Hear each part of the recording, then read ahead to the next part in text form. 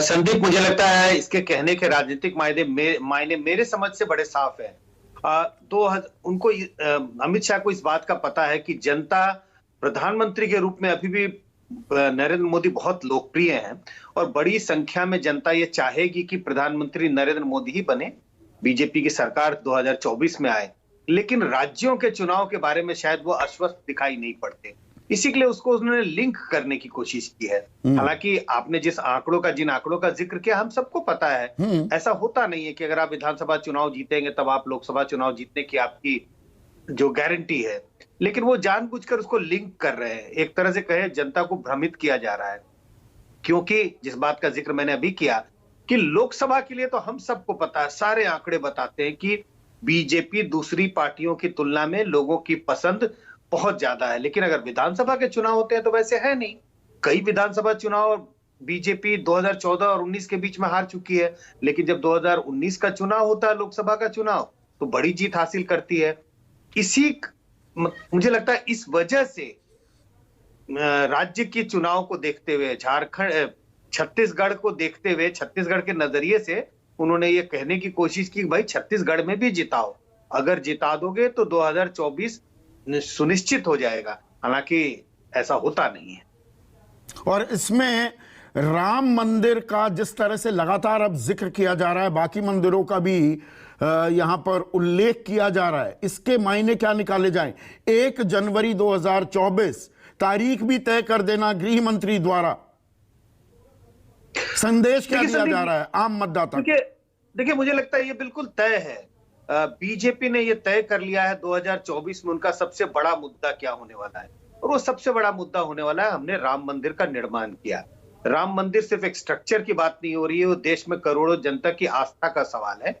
उन्हें पता है इस राम मंदिर एक फ्रेश लीज ऑफ लाइफ है, जिसका जिक्र अभी आप आशु के साथ कर रहे थे कि क्या राम मंदिर मुद्दा चलेगा, फिर 2014 में चला, 19 में चला, कई राज्यों के चुनाव में चला, क्या 2024 में भी चलेगा?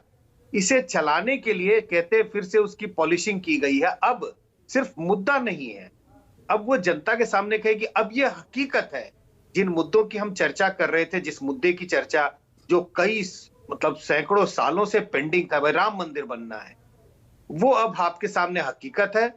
इसी के लिए अभी से उस फ्रेम में लाने की जनता को कोशिश की जा रही है। एक डेट तय कर दी गई, चर्चाएं शुरू हो गई, हम आप भी चर्चा कर रहे हैं, जाहिर है कुछ जनता भी चर्चा कर रही होगी। मैं ये नहीं मानता कि अब सारी जनता राम मंदिर के बारे में चर्चा कर रही है, लेकिन चर्चाएं शुरू हो गई हैं।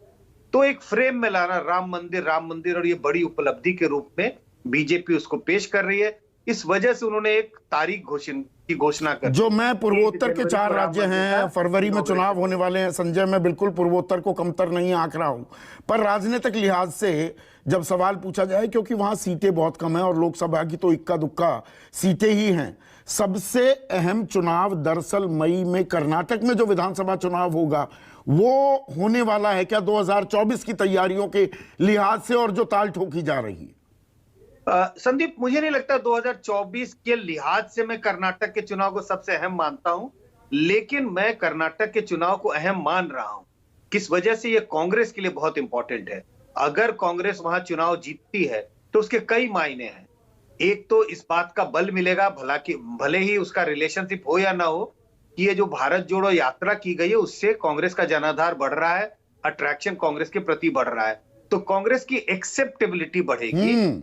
जो लोग नहीं भी अभी चाह रहे होंगे कांग्रेस को वोट देना, वो भी इसके खेमे में आने मतलब दर्शक के रूप में आम आदमी जुड़ा है भारत जोड़ो से, या वोटर के तौर पर जुड़ा है, अभी ये तय होना बाकी है। भीड़ तो आ रही है, वो दिख रहा है।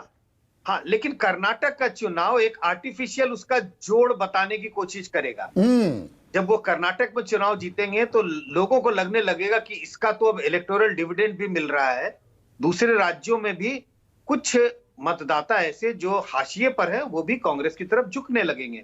और उससे भी बड़ी बात कांग्रेस के लिए अहम है, जो उनके नए कांग्रेस के प्रेसिडेंट हैं मल्लिकार्जुन खड़गे, उनके लिए उनकी लेजिटिमेसी बढ़ेगी पार्टी में। जब कांग्रेस की जीत होगी तो चूंकि वो उस राज्य से आते हैं, उनकी लेजिटिमेसी बढ़ेगी, और मुझे लगता है कि वो पूरा जो चुनावी तैयारी जो 2024 के लिए और उसके पहले जो और कई उसमें राज्यों के दलित चुनाव हैं, पॉलिटिक्स का एक अध्याय भी जोड़ने की कोशिश होगी। बिल्कुल एक नया अध्याय वो जोड़ने की कोशिश करेंगे। कितनी सफलता मिलती है ये तो नहीं कह सकते, लेकिन ये इन सारे कारणों के कारण मुझे लगता है कि कर्नाटक का चुनाव कांग्रेस के लिए सबसे अहम है। अबे दुबे